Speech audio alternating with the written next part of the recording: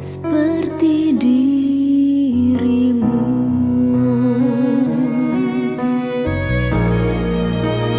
Engkau penjunan ku tanah liat, bentuk jadikan ingin ku lihat, ubah hatiku seputih salju, ubah hatiku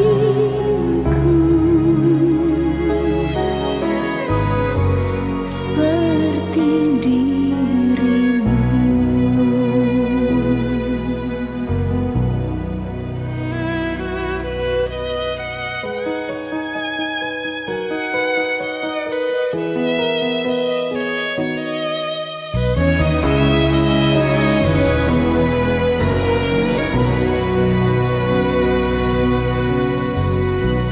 Change my heart, oh God,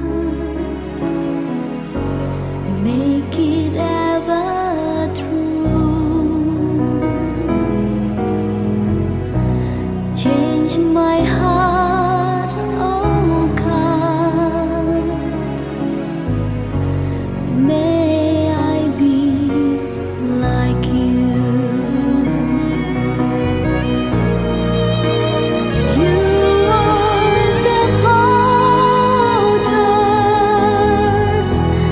I am the clay. Mold me and make me. This is what I see.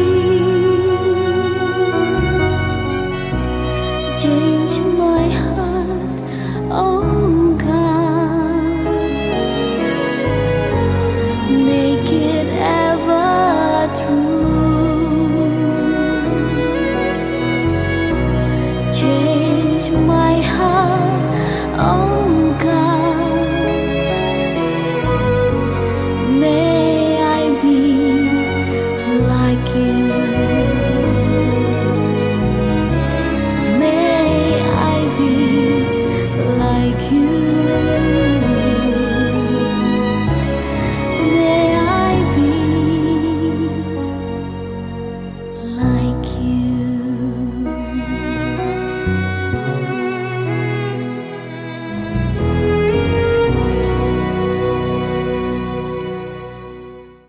Shalom, haleluya, puji Tuhan. Saya bersyukur bisa menjumpai saudara semuanya. Ini semua karena kemurahan Tuhan Yesus saja, amin. Nah, saudara-saudaraku yang kasih Tuhan Yesus, sebelum kita bersama-sama menikmati anugerah lewat kebenaran Tuhan, yaitu firman Tuhan, mari terlebih dahulu kita rendahkan hati kita di hadapan Tuhan. Kita mohon kemurahan dan pimpinannya untuk membimbing kita di dalam terima firman Tuhan. Mari kita berdoa.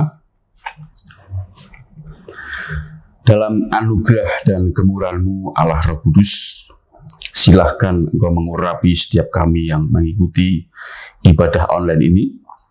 Biarlah semua di dalam kasih karunia-Mu, dalam urapan-Mu, dalam pimpinan-Mu, sehingga kami diberi anugerah untuk bisa mengikuti dari awal sampai selesai dalam cengkraman urapan-Mu, dalam pengertian, pengetahuan, hikmat, pewahyuan, kedalaman-Mu, dan kuasa-Mu yang mengerjakan itu semua di dalam hidup kami. Sehingga kebenaran ini tidak menjadi sebuah pengetahuan, tapi sungguh menjadi kuasa di dalam hidup kami untuk dikerjakan, sehingga hidup kami selalu ada dalam rancangan Tuhan, dalam kemuliaan Tuhan, dan untuk menjadi berkat bagi sesama. Dalam anugerah-Mu kami terima di dalam dan demi nama-Mu Tuhan Yesus Kristus. Haleluya. Amin. Puji Tuhan, saudara-saudara kasih Tuhan. Saat ini saya ingin sampaikan satu tema dan diambil dari Lukas pasal 19 ayat 1 sampai 10. Ini firman yang sudah sering dikhotbahkan oleh semua hamba Tuhan termasuk saya. Namun ada satu bagian yang saya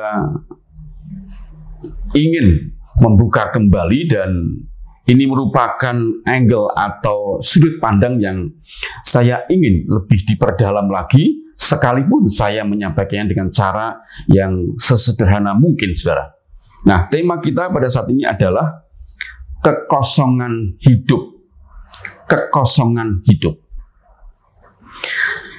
Tapi mari saudara kita membaca terlebih dahulu di dalam Lukas pasal 19 ayat 1 sampai 10. Saya berharap saudara semuanya bisa mengikuti dengan baik. Saya akan membaca, saudara juga membaca dalam hati. Demikianlah firman Tuhan. Yesus masuk ke kota Yeriko dan berjalan terus melintasi kota itu.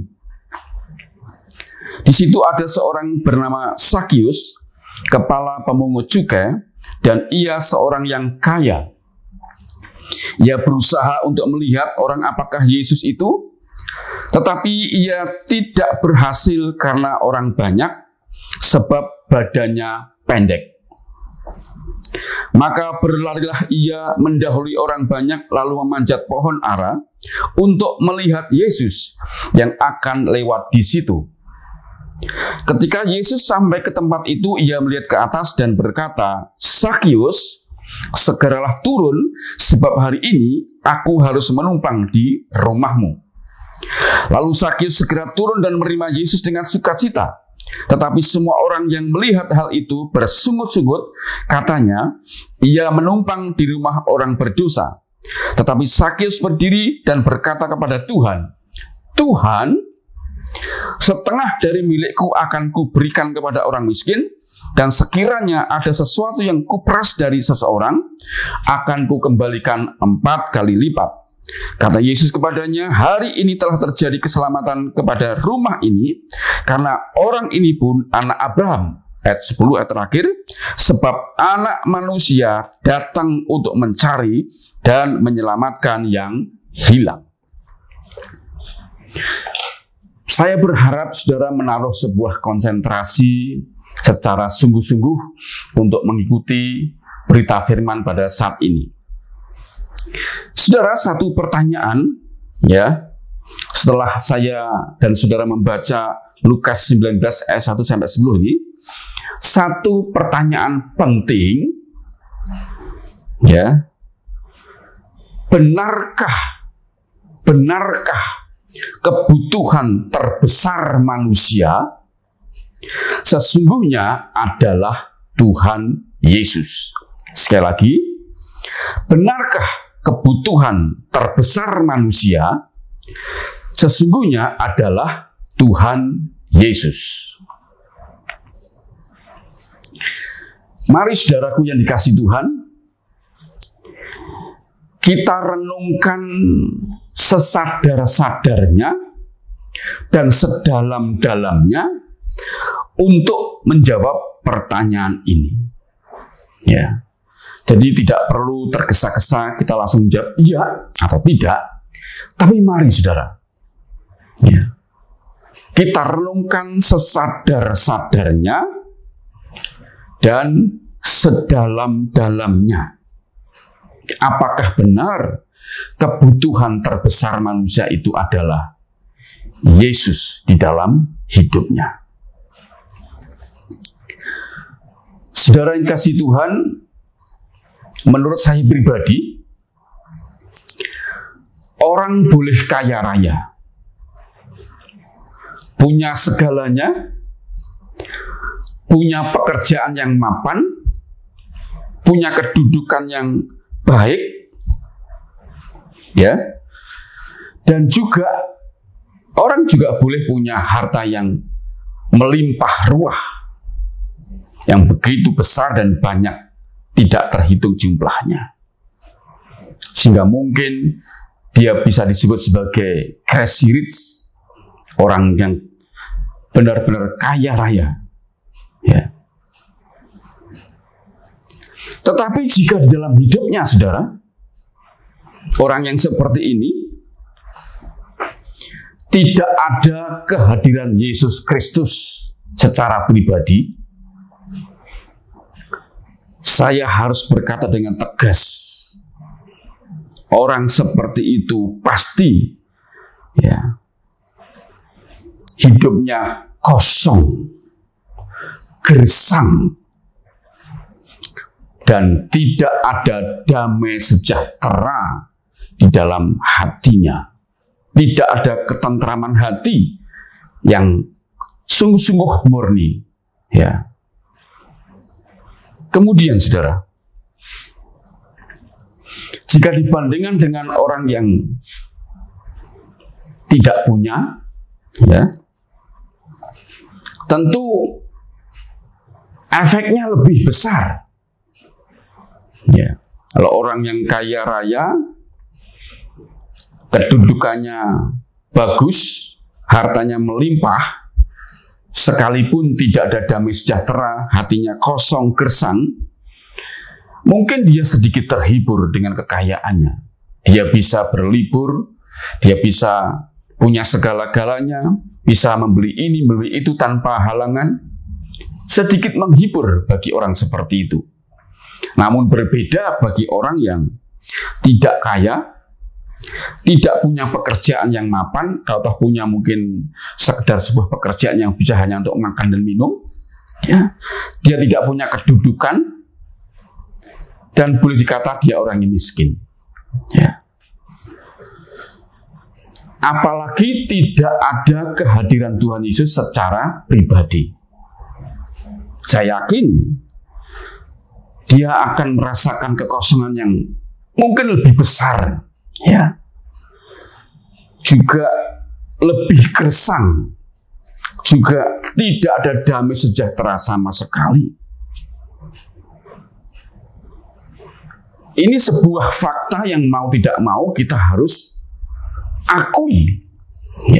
Makanya perhatikan, saudara. Ketika seseorang yang sebelumnya sama sekali tidak mengenal Tuhan Yesus, sama sekali tidak mengenal Tuhan Yesus, tetapi ketika dia mengalami perjumpaan dengan Yesus dan menerima Yesus sebagai Tuhan dan Juru Selamat, semua kesaksian selalu isinya adalah dia membandingkan kehidupan yang sebelumnya dengan sesudahnya. Ketika terima Yesus, dia akan pasti berkata, sebelumnya hatinya tidak ada damai sejahtera, hidupnya seperti kosong. Dan ketika dia terima Yesus, selalu kesaksian buktikan, dia berkata, hatinya sekarang dipenuhi dengan damai sejahtera, sebuah sukacita yang tidak bisa digambarkan dengan akal pikiran, tidak bisa dikatakan dengan kata-kata yang cukup. Karena itu, saudara, mari perhatikan kembali apa yang sudah kita baca dalam Lukas pasal 19 ayat 1-10 tentang contoh kehidupan Sakeus. Maka perhatikan ada dua hal. Yang pertama, Sakeus punya segalanya, saudara. Pekerjaannya sebagai kepala pemungut cukai itu mapan. Kedudukan di masyarakat, di pemerintahan Romawi saat itu juga sangat strategis dan baik. Bahkan dia dikatakan dia adalah seorang yang kaya, artinya hartanya melimpah. Tapi lihat saudara, apakah semua itu membuat dia menjadi pribadi yang bahagia luar biasa? Saya berpikir, saya melihat bahwa Sakeus adalah pribadi yang sesungguhnya tidak bahagia. Kenapa, saudara? Karena apa yang dia miliki, harta, kedudukan dia, itu sudah menjadi sebuah nilai yang tinggi dalam hidup dia. Nilai yang tinggi artinya harta kedudukan itu sudah menjadi kendali di dalam hidup dia. Sudah menguasai, sudah sangat berpengaruh secara luar biasa. Sampai semua itu yang bernilai tinggi itu, kedudukan maupun hartanya itu, telah membawanya menjadi seorang yang pertama, tidak punya kepedulian terhadap orang miskin.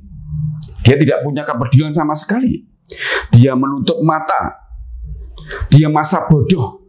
Dia pelit. Ya. Dia kikir. Bahkan dengan kata lain, dia tidak punya kepekaan terhadap kebutuhan orang-orang yang membutuhkan uluran tangannya. Dia tidak punya kepekaan. Dia hanya hidup untuk dirinya sendiri. Lalu yang kedua, dia tega memeras orang lain. Artinya memungut pajak melebihi aturan ya pemerintah Romawi saat itu.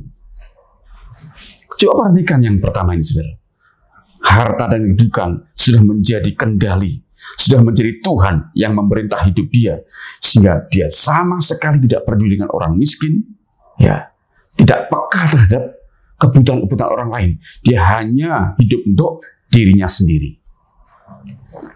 Yang kedua, Sakeus adalah seorang pribadi yang gelisah hatinya sesungguhnya, ya, artinya tidak memiliki ketenangan batin, tidak memiliki ketenangan batin atau ketentraman jiwa dan hatinya.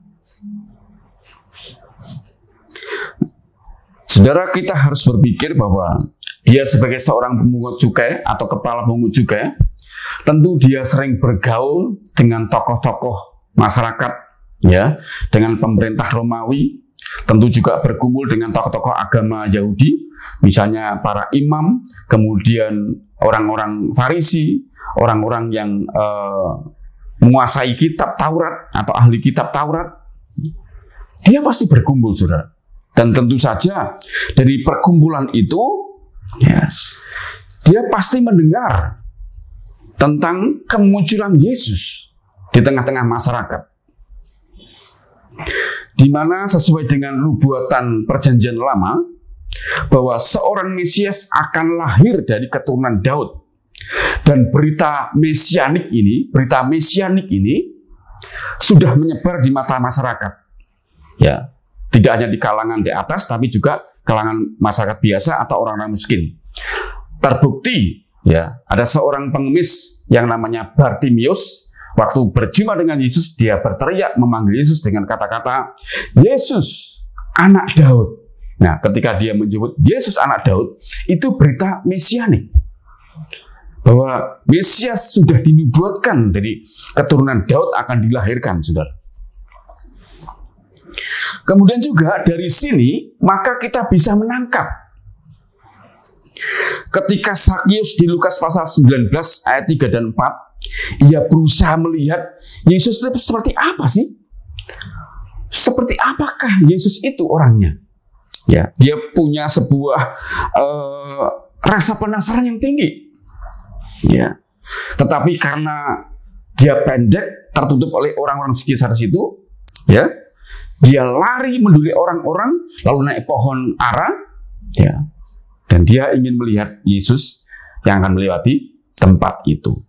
Nah, saudara, rasa penasaran yang luar biasa ini mencerminkan isi hati dari Sakeus, bahwa sudah lama ia bergumul melawan kekosongan hatinya.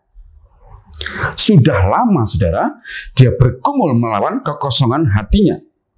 Dan kali ini dia punya kesempatan yang baik, punya harapan yang baik untuk memenuhi kebutuhan terbesarnya itu, yaitu berjumpa dengan Yesus Kristus yang dia dengar dari orang-orang di sekitarnya, terutama dari para imam, ahli Taurat, dan juga orang Farisi. Nah, saudara, pertanyaannya, mari kita renungkan pertanyaan ini, saudara. Apa yang terjadi ketika Zakheus benar-benar bertemu dengan pribadi Yesus? Apa yang terjadi, saudara? Jika melihat Lukas pasal 19 ayat 8-9, seolah-olah Zakheus itu berubah drastis menjadi orang yang dermawan. Begitu kita baca, ya, seolah-olah Zakheus itu berubah secara mendadak atau drastis, dia menjadi orang yang dermawan. Ya, ia akan berikan setengah harta miliknya kepada orang miskin, dan jika ada yang diperas, dia akan kembalikan 4 kali lipat. Pertanyaannya, benarkah demikian yang terjadi? Benarkah demikian terjadi? Saudara, saya belajar untuk mendalami dalam arti merenungkan dan memikirkan hal ini. Benar tidak bahwa tiba-tiba dia berubah drastis menjadi seorang dermawan? Jawabnya, saudara, yang pertama-tama terjadi dalam diri Zakheus bukanlah ia menjadi seorang dermawan. Bukan, saudara. Ya, ada 2 hal yang harus kita perhatikan untuk menjawab itu. Ya, di dalam ayat yang ke-8 dan ayat yang ke-9. Perhatikan, saudara. Ya, di ayat ke-8, ya, ini kunci pertama. Zakheus berkata, Tuhan, ya, koma. Tuhan, koma. Ya. Itu artinya, saudara, ada sesuatu kita harus tangkap dalam ini. Lalu ayat ke-9, ya, Tuhan Yesus berkata, ya, keselamatan. Dari Zakheus dia berkata Tuhan, dari Yesus berkata keselamatan. Jadi kuncinya ada di 2 kata ini.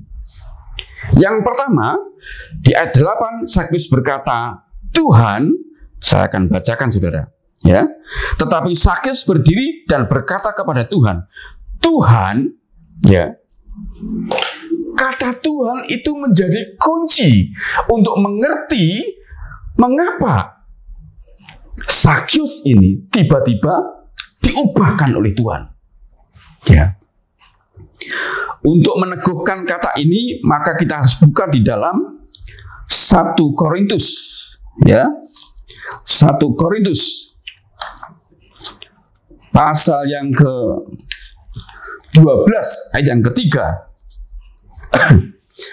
Firman Tuhan berkata, 1 Korintus pasal 12 ayat ketiga, karena itu aku mau meyakinkan kamu bahwa tidak ada seorang pun yang berkata-kata oleh Roh Allah atau Roh Kudus dapat berkata, terkutuklah Yesus. Ya, jadi kalau Roh Kudus itu ada dalam orang itu atau bekerja dalam orang itu, tidak mungkin membuat orang itu berkata, terkutuklah Yesus. Ya. Dan tidak ada seorang pun yang dapat mengatakan, berkata-kata, Yesus adalah Tuhan selain oleh Roh Kudus. Nah, ini membuktikan, saudara,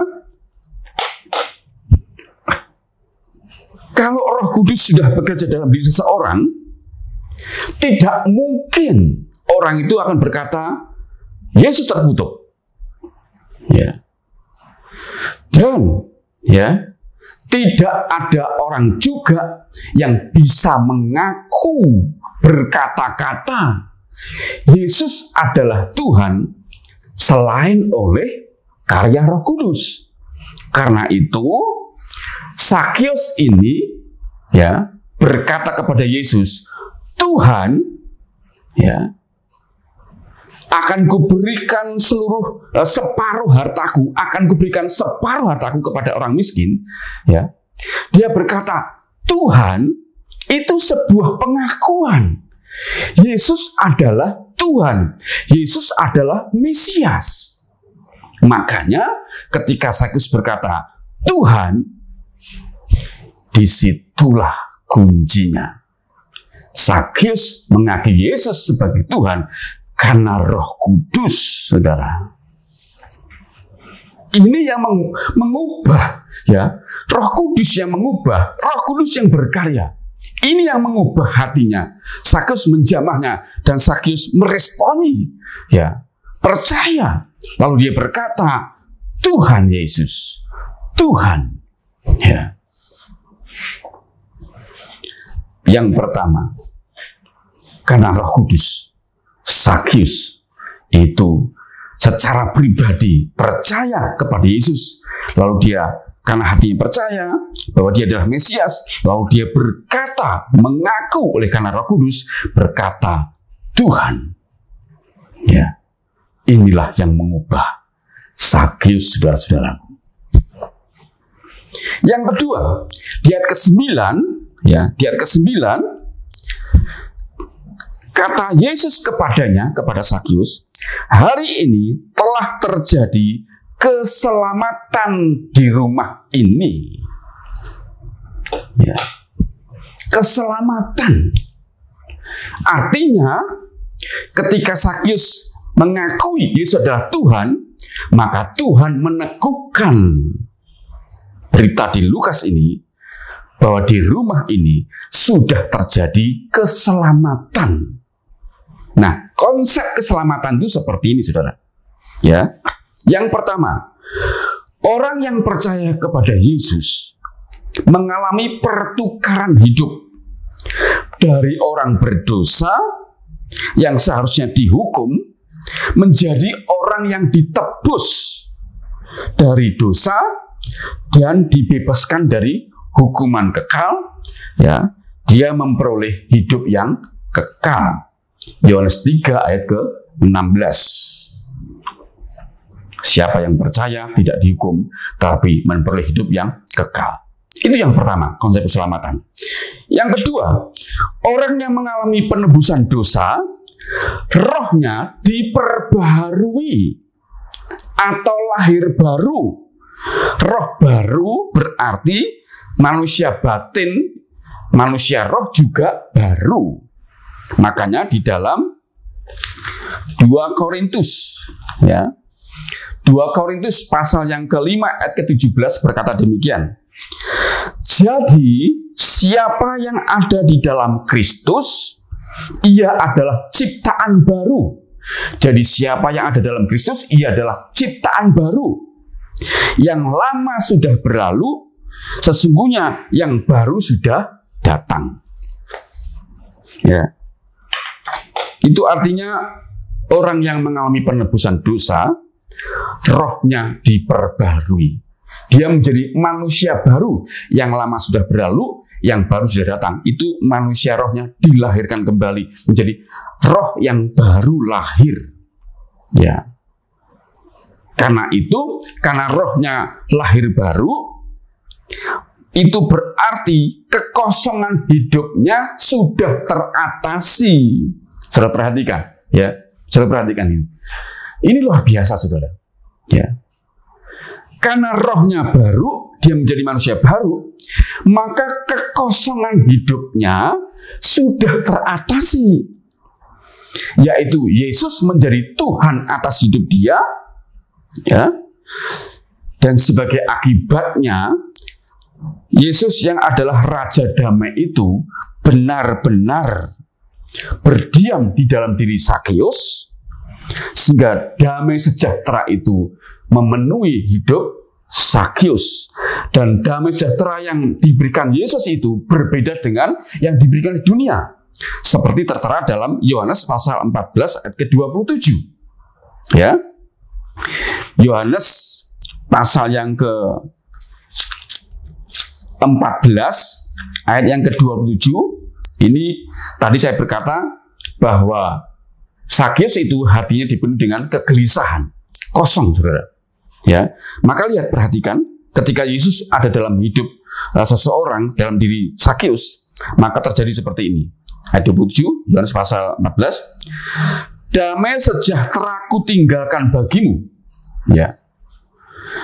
Damai sejahteraku, sejahtera Yesus, yang kuberikan kepadamu, dan apa yang kuberikan tidak seperti yang diberikan oleh dunia kepadamu.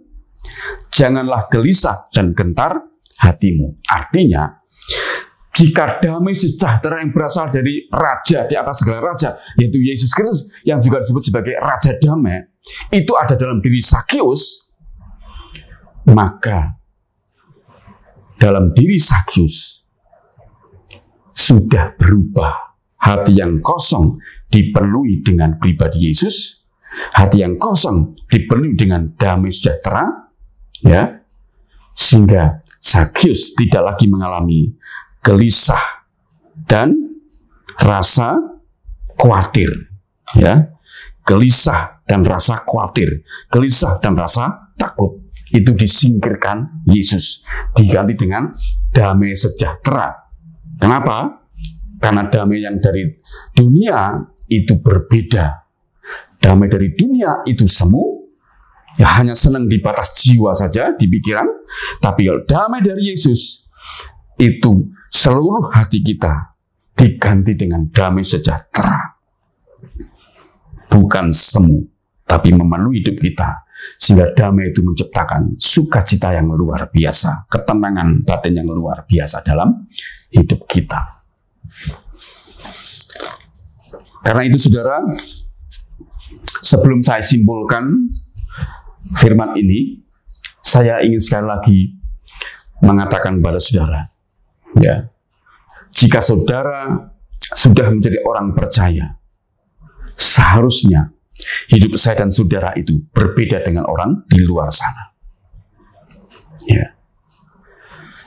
Seharusnya hidup kita ini sudah tidak ada kekosongan lagi, tapi sudah terisi oleh pribadi Yesus lewat Roh Kudus.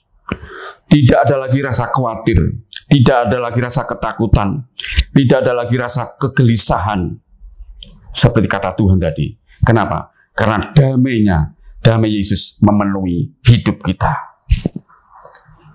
Kalau seseorang seperti saya dan saudara sudah percaya kepada Yesus, maka tidak hanya damai sejahtera, sukacita, bebas khawatir, ketakutan, ya, kegelisahan, namun juga perhatikan baik-baik.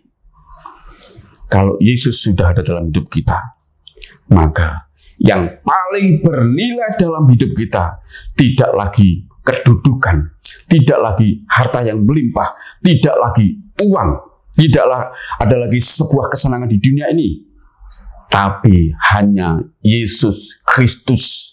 Itu yang paling bernilai. Dan ketika Yesus paling bernilai, maka Yesuslah yang menjadi kendali atas hidup kita, yang sangat berpengaruh dalam hidup kita. Dan kalau itu terjadi, maka kita pasti seperti Zakius mengalami sebuah perubahan. Ya, apa perubahannya? Dari yang bernilai harta benda dan kedudukan, dia menjadi orang yang tidak peka terhadap orang miskin. Dia menjadi orang yang hidup untuk dirinya sendiri, egois, tidak peduli kepentingan orang-orang yang butuhkan pertolongan kita. Ya, hatinya dipenuhi dengan kekosongan, kegelisahan. Tapi ketika Yesus sudah ada dalam hidup kita, seperti Zakius mengalami perubahan, ya, maka yang bernilai adalah Yesus Kristus. Harusnya buah yang dihasilkan, perhatikan saudara, seharusnya buah yang dihasilkan seperti Zakius. Harta tidak lagi menjadi nomor satu, tapi kita dipenuhi dengan kemurahan hati. Ya, kemurahan hati itu ekspresi, itu buah, itu hasil dari Yesus bertahta dalam hidup kita sebagai yang tertinggi dalam hidup kita. Ekspresinya, buahnya adalah kita menjadi murah hati. Kita menjadi peka akan kebutuhan orang-orang di sekitar kita yang membutuhkan uluran tangan kita. Ya, kita menjadi peka. Kita menjadi suka berbagi. Kita menjadi suka memperhatikan kebutuhan orang-orang di sekitar kita. Dan kita mengulurkan tangan. Kita tidak kikir. Kita tidak hidup untuk diri sendiri, tidak egois. Harta yang banyak bukan untuk diri sendiri. Tuhan memberkati kita dengan harta yang melimpah. Sesungguhnya tujuan Tuhan, visi Tuhan, misi Tuhan dalam hidup kita harusnya adalah menjadi berkat bagi banyak orang. Ini sesuatu yang salah besar jika kita diberkati dengan kedudukan dan harta yang melimpah, lalu kita tidak peduli kepada orang-orang yang membutuhkan pertolongan kita. Ini salah besar.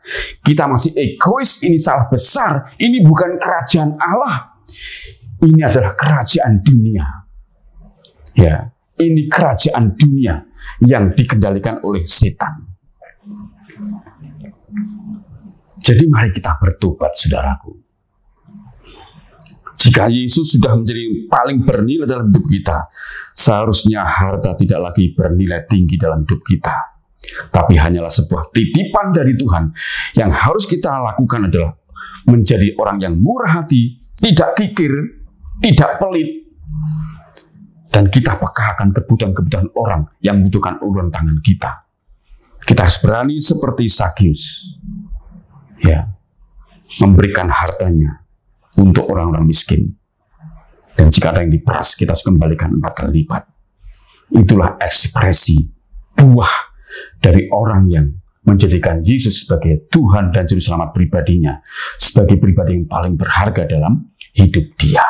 Ini ekspresinya. Jika ini tidak ada, tetap saja kita buta mata, menutup mata, tidak peduli orang lain, tidak peduli orang miskin, tidak peduli orang membutuhkan pertolongan kita, ya, kita tetap kikir, tetap pelit, ya, tetap kita genggam, maka kita bukan orang Kristen yang sejati, saudara. Ini kasar, tapi ini adalah fakta. Karena firman Tuhan sudah mengajar kita. Zakius orang yang demikian. Ketika terima Yesus, dia mengaku Yesus adalah Tuhan. Dan keselamatan terjadi dalam hidup dia. Ekspresinya adalah hatinya diubahkan menjadi murah hati. Dan dia bagikan hartanya. Dia perhatikan orang-orang miskin. Dia akan kembalikan 4 kali lipat kepada orang diperasnya. Itu bukan berarti sekonyong-konyong tiba-tiba kita menjual aset kita, separuh kita berikan kepada orang miskin. Tidak. Tapi yang Tuhan inginkan adalah perubahan hati.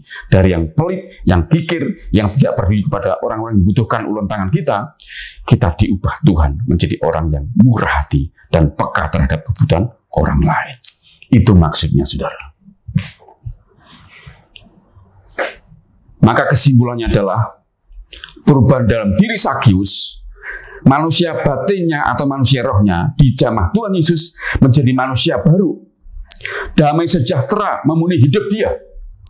Satu-satunya yang paling berharga dan bernilai adalah Tuhan Yesus di dalam hidup dia. Karena manusia batinnya berubah, maka itu mengubah konsep manusia lahiriahnya. Pekerjaan yang mapan, kedudukan dan harta benda yang menjadi bernilai itu sekarang menjadi turun nilainya, tidak menjadi yang paling utama, tidak menjadi kendali lagi, tidak lagi menjadi yang tertinggi lagi dalam hidup dia. Akibatnya perilaku Zakius berubah. Ia tidak menjadi pelit lagi, tidak menjadi kikir lagi, tidak menjadi buta mata lagi. Ia menjadi murah hati. Dan ini membuktikan kehadiran Tuhan Yesus dalam diri Zakius adalah kebutuhan terbesar dia. Atau dengan kata lain, kehadiran Yesus dalam diri manusia adalah kebutuhan terbesar manusia. Ya, dia tidak hanya mengalami penebusan dosa, tapi dia memperoleh kehidupan yang kekal. Dan ekspresi di dunia ini, dia diubahkan menjadi orang yang murah hati. Dan kekosongan hidupnya diisi, yaitu damai sejahtera itu memenuhi hidup dia. Karena Yesus bertata dalam hidup dia. Saudara, itulah yang ingin saya sampaikan kepada saudara. Kiranya saudara semuanya menangkap pesan Tuhan hari ini. Dan mari di ujung akhir zaman ini, Begitu banyak orang membutuhkan uluran tangan kita. Kalau saudara memang sudah menjadi orang percaya, saudara orang yang sudah terpenuhi kebutuhan terbesar saudara, yaitu Yesus Kristus. Damai sejahtera sudah memenuhi. Sebaiknya juga kita harus berekspresi menjadi orang yang murah hati, penuh belas kasihan seperti Yesus, mengasihi orang-orang miskin, mengasihi orang-orang yang membutuhkan, dan kita menjadi berkat buat mereka semuanya. Amin. Untuk firman Tuhan, Tuhan dimuliakan. Mari kita berdoa bersama-sama. Roh Kudus, terima kasih Kau sudah bimbing kami untuk memahami kebenaran ini. Kiranya Engkau tidak hanya berbicara kepada kami, namun oleh karena pertolongan dan penyertaan-Mu, mampukan kami untuk mempraktekkan kebenaran ini. Sehingga lewat hidup kami, banyak orang dibawa kepada Kristus, mengenal Kristus, menerima Yesus sebagai Tuhan dan Juru Selamat, sehingga kebutuhan terbesarnya mereka semuanya dapat dipenuhi karena kehadiran Yesus Kristus. Jadikan kami berkat buat kerajaan-Mu Tuhan, buat banyak orang di dunia ini. Di dalam dan demi nama-Mu Tuhan Yesus, kami sudah terima berkat dan mengucap syukur, dan oleh anugerah kemurahan hati-Mu Tuhan, dan setiap umat-Mu yang mengikutinya Tuhan, kiranya berkat dari Allah Bapa, Allah Anak, Allah Roh Kudus, ketiganya Esa di dalam Yesus Kristus, memberkati setiap umat-Mu, menyertai setiap umat-Mu dari saat ini sampai Engkau datang, bahkan sampai selama-lamanya. Haleluya. Amin. Puji Tuhan, saudara-saudaraku yang dikasihi Tuhan, kiranya sekali lagi sudah diberkati, dan doa saya saudara selalu sehat dan baik-baik saja, dan kita akan berjumpa kembali, bertemu kembali minggu depan dalam anugerah yang lebih besar, dan saya percaya saudara selalu diberkati dan disertai oleh Tuhan. Sampai jumpa, Tuhan berkati dan shalom.